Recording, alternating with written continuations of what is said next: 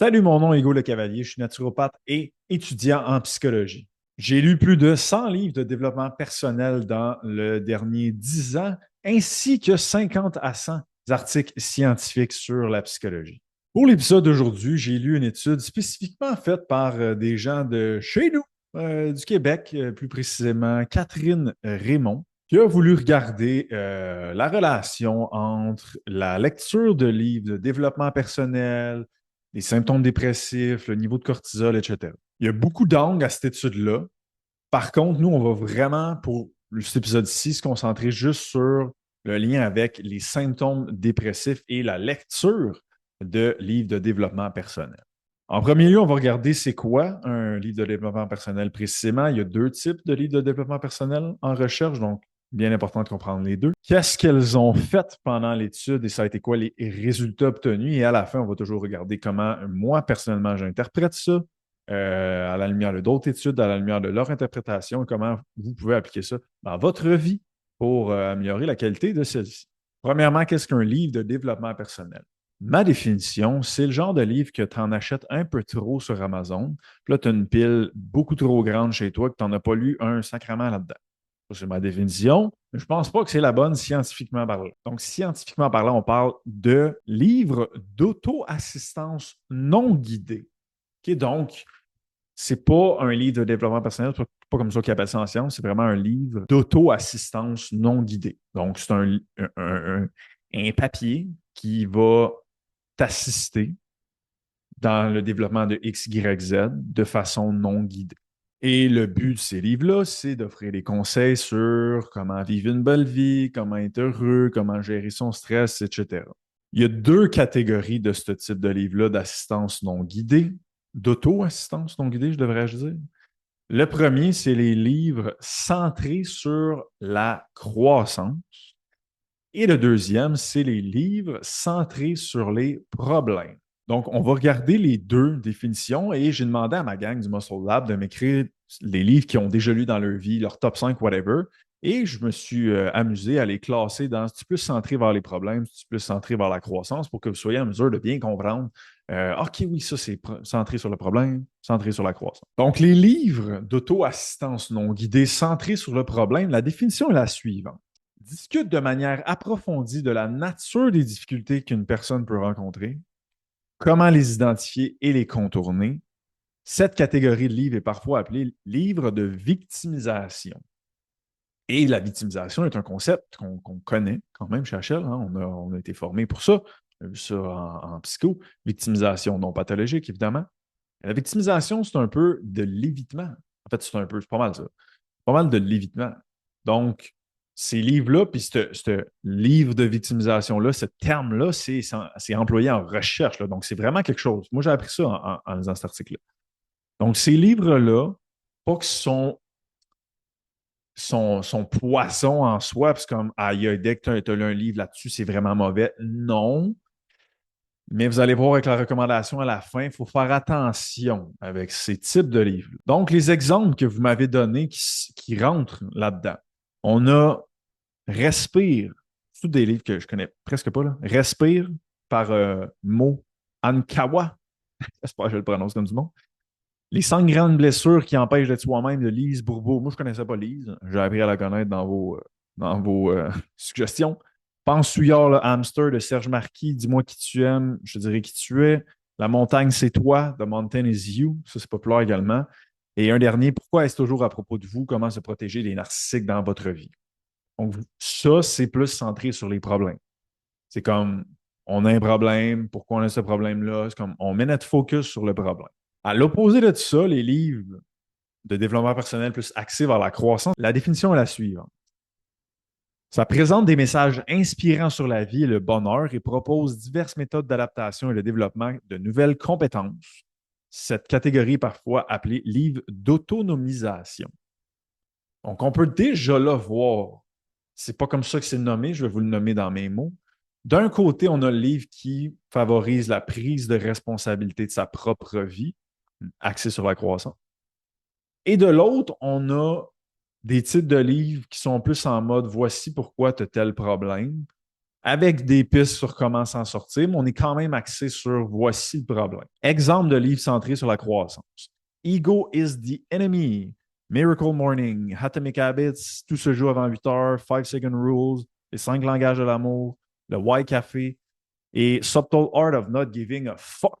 Et ce qui est cool avec ce livre-là, c'est que si vous ne l'avez pas lu, le livre de Subtle Art of Not Giving a Fuck, l'art subtil de s'en foutre en français, c'est que il rit un peu des livres de développement personnel, puis il met un peu en lumière à quel point c'est un peu de la bullshit, tous ces autres livres-là. OK? Fait que c'est quand même, j'apprécie, j'ai lu moi-même L'art subtil de s'en foutre. Il y a du bon, il y a du moins bon, mais je pense que j'aime définitivement l'angle de on se met les yeux dans le sable avec les livres de développement personnel, comme ils nous font vivre un rêve comme si on devrait toujours se sentir bien. Et si on y croit à ça, on va se sentir mal en crise. Parce que à la seconde qu'on veut se sentir toujours bien et qu'on pense de même, ça devrait être la vie, à chaque fois qu'on se sent pas bien, hashtag émotion négative, c'est comme on est comme qu'est-ce que tu fais là, toi, t'es pas supposé être là. Faut qu'on va chercher à l'éviter. Si on cherche à l'éviter, on fait juste augmenter à long terme la puissance qu'elle va avoir. Donc, on va vivre plus d'émotions négatives.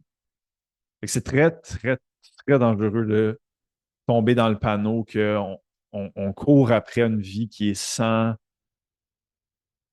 tracas, sans douleur physique, émotionnelle. C'est comme si on court après ça, on va en vivre beaucoup. Okay? Donc, voilà les deux types de livres et la définition d'un livre de développement personnel. Donc, si on revient à l'étude de Catherine Raymond et Hall de notre chez nous, Québec, qu'est-ce qu'elles ont fait? Qu'est-ce qu'elles ont vu comme résultat? Mais premièrement, je tiens à dire que c'était une étude pilote, OK? Donc, ce n'est pas une expérimentation proprement dit. Donc, étude pilote veut dire c'est comme une plus petite étude, va avoir un plus petit échantillon, etc.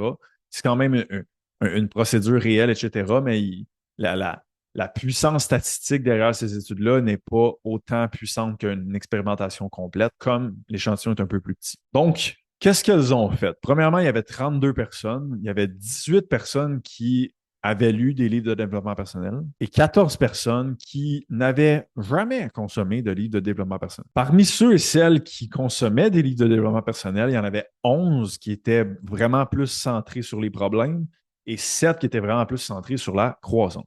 Comme je vous ai dit, il y a eu beaucoup, on choisit un angle dans l'étude, mais il y a eu beaucoup plus que l'évaluation des symptômes de la dépression, OK? Mais nous, on va se concentrer là-dessus. Mais il y a eu vraiment plus que ça qui a été étudié. Donc, ils ont fait, parmi ces 32 participants-là, une évaluation des symptômes dépressifs. Donc, les 32 personnes se pointent au laboratoire et ils passent les tests au même moment. Puis quand je dis au même moment, c'est pas tout le monde dans la même pièce. C'est comme la même journée. Il n'y a pas de pré-test, pas de post-test, mettons, de symptômes dépressifs, là. Donc, ils se pointent au lab et ils passent ce test-là. Et les autres tests, mais qu'on n'abordera pas dans le podcast d'aujourd'hui. Et par la suite, ben, les chercheurs vont faire une analyse statistique avec ça et pouvoir avoir des résultats. Et c'est ce qu'on va voir dès maintenant. Bon, ils ont remarqué, puis ça, c'est pas bien surprenant, mais que les gens qui consommaient des livres de développement personnel avaient plus de symptômes dépressifs que ceux qui n'en consommaient pas. C'est pas bien surprenant parce que comme c'est assez clair en recherche que c'est plus ce type de personnes-là qui vont chercher à lire des livres de développement personnel pour s'aider. C'est tout à fait noble, c'est bien correct. Donc, ça reste une étude corrélationnelle transversale. Là. C'est comme on ne connaît pas nécessairement la direction de la corrélation. Bon, je suis quand même capable de m'avancer que c'est probablement les symptômes dépressifs qui sont arrivés, et le désir de lire un livre qui est arrivé, deux. Et non, genre, j'étais vraiment full bien dans ma vie, puis là, je me suis mis à lire un livre, puis là, je ne vais pas bien. Okay? Donc, je suis quand même prêt à m'avancer là-dessus. Mais ce qu'ils ont remarqué, c'est que ce sont surtout ceux et celles qui lisaient les livres centrés sur les problèmes, qui affichaient vraiment une différence significative sur les symptômes dépressifs. Ça veut dire que oui, entre j'en lis pas, il y a une différence. Mais il y a aussi une différence entre j'en lis, mais je lis plus croissance versus centré sur des problèmes. Si je compare centré sur les problèmes versus j'en lis pas, c'est là que ma différence statistique est la plus puissante. Donc, si je recap, je vais le faire de façon très simpliste. La science, n'est pas simple de même, mais je vais le faire simpliste. Si tu lis des livres de développement personnel, ben c'est probablement parce qu'il y a une certaine souffrance qui est là, que tu cherches à régler. Et ça, c'est bien. absolument bien que tu cherches à le régler. Donc, les gens qui en lisent ont tendance à plus souffrir que ceux qui n'en lisent pas, basé sur cette étude-là et d'autres recherches. OK? Quand je dis souffrir, on a symptômes dépressifs là, en tête. Ensuite, c'est pas juste le fait d'en lire, c'est qu'est-ce que tu lis, quel type, centré sur les problèmes, centré sur la croissance. Si on est plus dans centré sur les problèmes, on va avoir tendance à justement pas à ce que ça nous amène à être plus dépressif. Encore là, on ne le sait pas parce qu'on ne peut pas vraiment l'avancer. Mais ça reste quand même que c'est ces types de personnes-là qui ont un plus grand, une plus grande souffrance, encore là, si on regarde les symptômes dépressifs. Donc maintenant, qu'est-ce qu'on fait avec tout ça? Ça veut-tu dire de plus lire de livres de développement personnel? Je ne crois pas que c'est ça que ça veut dire. Du tout, du tout, du tout. Ça veut-tu dire que les livres centrés sur les problèmes, c'est poison, il faut que je jette ça au poubelle, je le brûle? Je pense pas non plus. C'est nuancé la vie, c'est pas juste du black and white. Mais ça peut nous dire quelques pistes quand même sur comment affronter, non, c'est pas un bon terme, comment attaquer euh, la lecture de livres de développement personnel dans notre quotidien, parce que je le rappelle, il n'y a aucun comportement qui est fait pour aucune raison. Fait que si tu lis un livre de développement personnel, c'est parce qu'il y a une raison derrière. Puis bien souvent, la raison, c'est comme il y a une frustration, il y a une souffrance, il y a quelque chose que tu veux régler. Donc, on n'a pas le choix de parler de comment tu vas t'y prendre pour régler ça. Et là, une des stratégies que tu utilises, ça peut être les livres de développement personnel. On va y venir, là, mais c'est suffisant? Donc, je vais te parler de 4 points de comment j'interprète ça. Numéro 1, interprétation, qui est quand même un peu en lien avec cette recherche-là, d'autres recherches que j'ai lues, mais ça reste mon interprétation.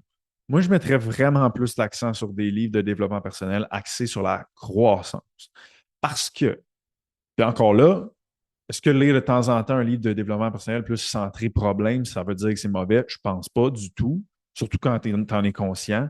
Mais le problème avec ça, c'est pas pour rien qu'ils appellent ça des livres de victimisation. C'est que tu peux vite tomber dans un pattern de ben, c'est pour ça que je suis de même, c'est parce que dans mon enfance, si, puis c'est parce que là, j'ai ça, puis mes parents, ils m'ont pas dit ça, puis là, dans le cours d'école, si, puis t'avances pas vers tes buts dans la vie. Tu te sors pas de ta merde quand tu penses de même. Je vais toujours me rappeler de Guillaume dans un coaching. Il y a quelqu'un qui avait posé une question. Là, Guillaume avait coaché une fille, puis il y a quelqu'un qui avait posé une question de comme, hey, tu sais, t'as pas tant acknowledge le fait, ce qu'elle t'a parlé à propos de ses parents, puis tout, puis tu sais, comment ça se fait que t'es pas tant allé jouer là? Puis t'es comme, ça se peut que ça ait eu un impact, mais on joue à quel jeu ici? On joue au jeu qu'on blâme des facteurs externes pour expliquer pourquoi on n'est pas où ce qu'on veut dans la vie, où on met le doigt sur qu'est-ce que je peux faire pour avancer. Ça m'avait vraiment marqué au point où ce que je répète souvent à quel jeu on joue ici. Fait que ça serait la même chose. Les livres axés, centrés sur les problèmes, à quel jeu on joue avec ça, là? On joue au jeu qu'on est une pauvre victime ou on joue au jeu que c'est comme je veux juste mieux comprendre mon problème pour mieux avancer par la suite. C'est toute une question de mindset. Fait que, première interprétation, je pense que je dirais on y va un peu plus vers la croissance. Parce que les livres axés croissance sont plus sur la prise de responsabilité, l'action, faire quelque chose dans le quotidien.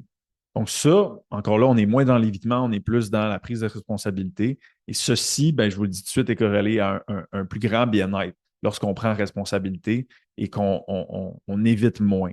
Parce que la victimisation, c'est une forme d'évitement.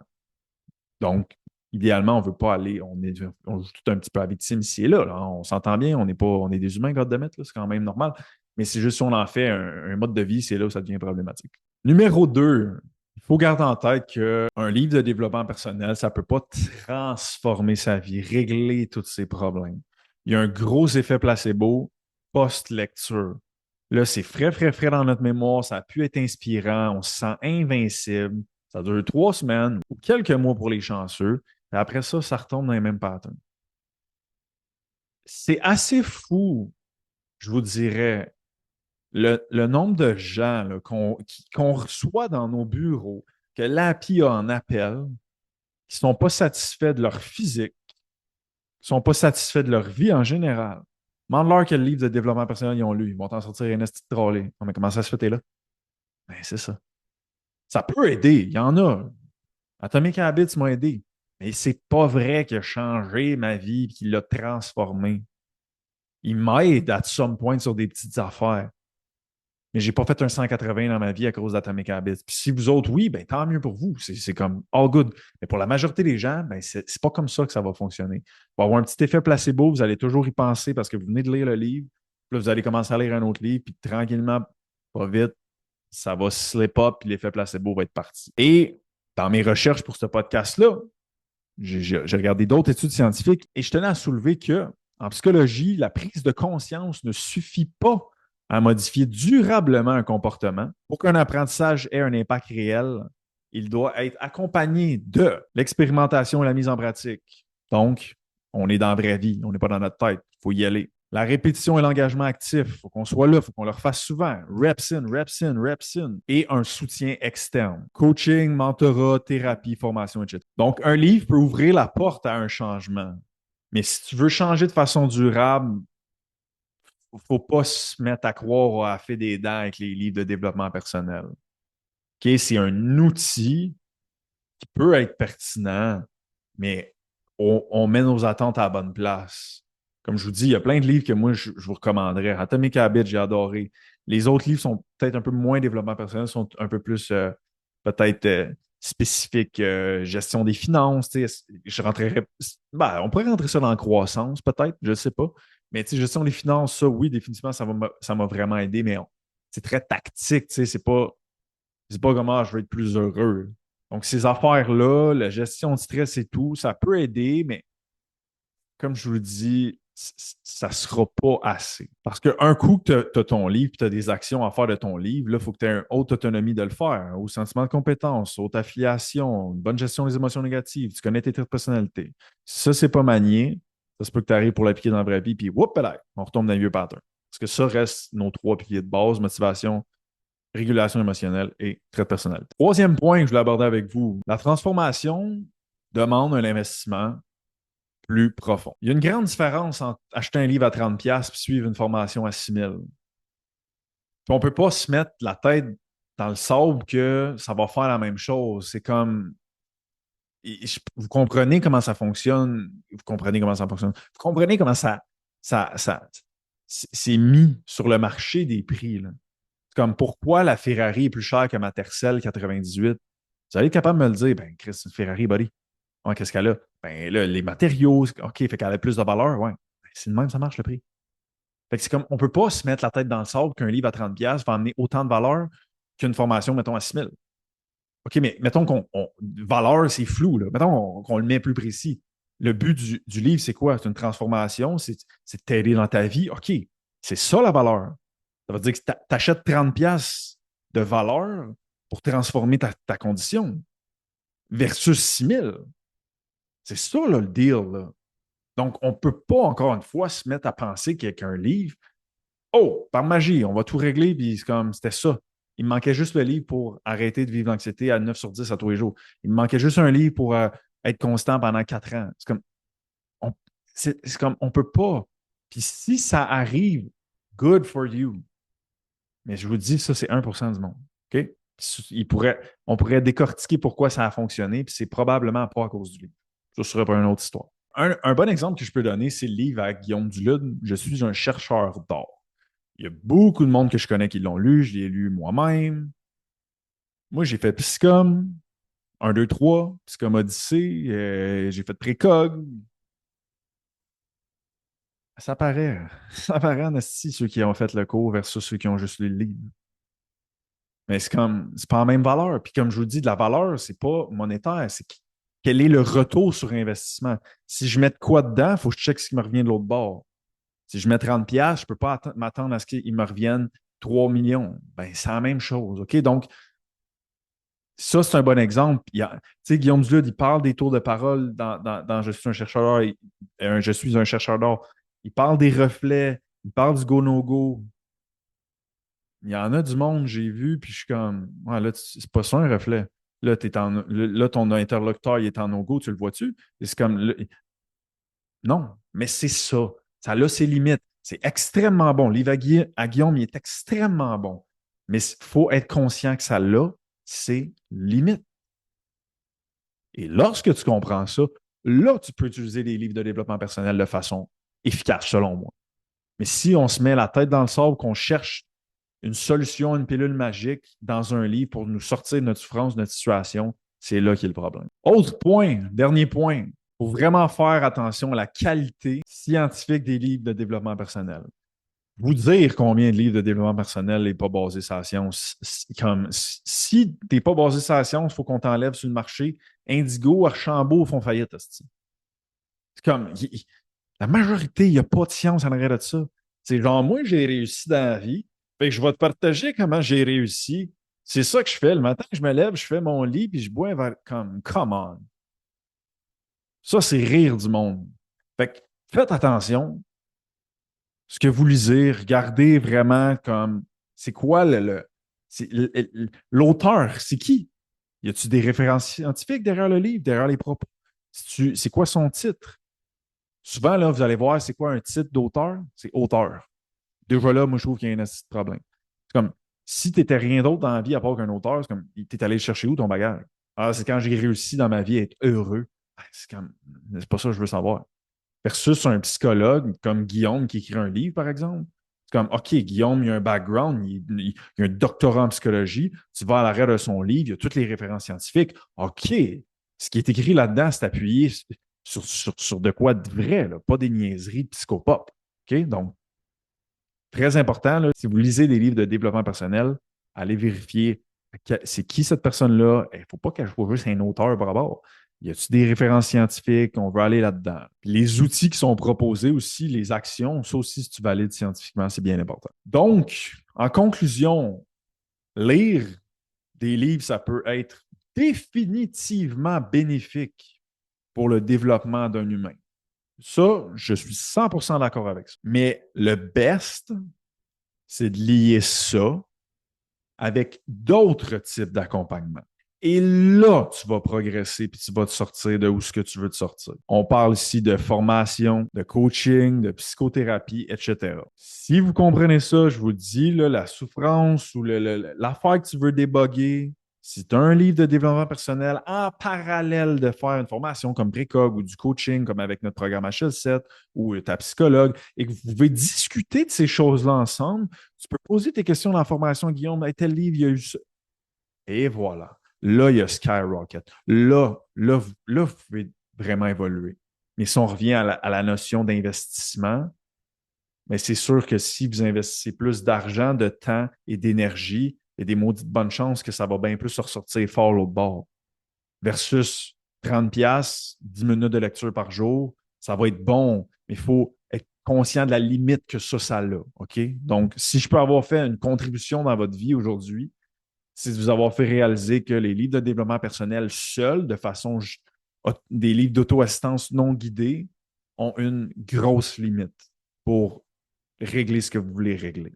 Et le deuxième point, c'est que les livres centrés sur les problèmes, il faut vraiment juste garder un petit œil là-dessus, qu'on n'en fasse pas une obsession, que ce soit juste ça, nos livres, qu'on ait un peu dans la croissance aussi, puis qu'on n'oublie pas que ça peut être un piège d'aller dans se centrer sur les problèmes et de se refermer un peu en mode victimisation.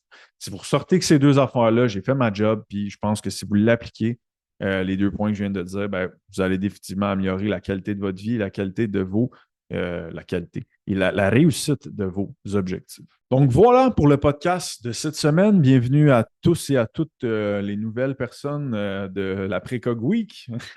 On a eu un peu de visibilité avec ça. Donc, bon premier épisode post-Précog Week. Espérant que vous avez apprécié le contenu. Et nous, on se voit la semaine prochaine, mercredi 5h pour un autre podcast. Bye!